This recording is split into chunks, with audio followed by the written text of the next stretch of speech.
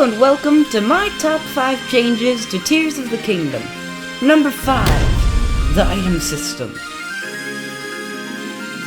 The item system would be overhauled completely, with the pouch actually having a limit for how many items you can take, weapons not breaking, which would be interesting, the return of elemental arrows, as well as new elemental arrows, and finally the return of classic items in a higher prominence, like boomerang, bombs, and even hookshots. Number 4. A new sword. We all love the Master Sword.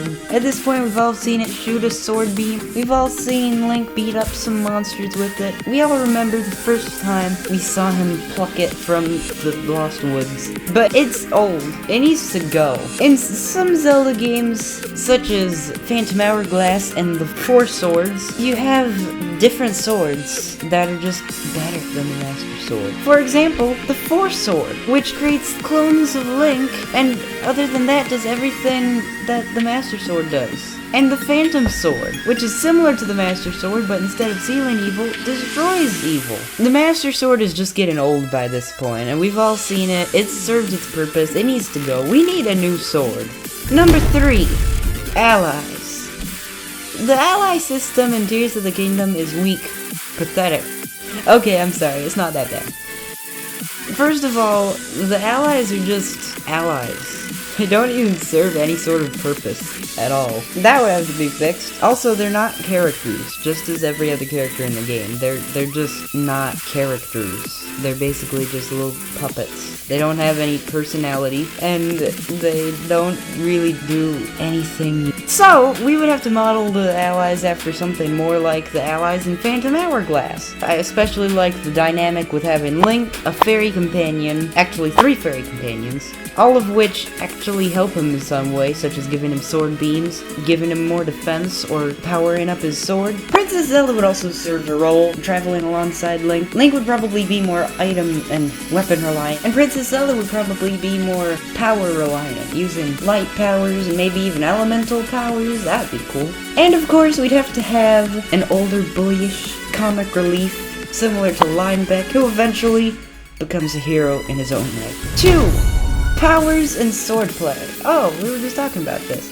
No Zonai powers. I know everyone is loving Ultra Hand and all that, but no, I would change this. We all see Link taking advantage of time, using bullet time and the flurry rush. I would make more use of this in his moveset. Also, the swordplay would be better. Link in Breath of the Wild is supposedly some accomplished swordsman and knows all these moves. All he does is swing around his sword all wildly. Link's swordplay in Tears of the Kingdom, under my vision, would be more like his swordplay in The Wind Waker, with actual moves and even reaction commands. Number 1.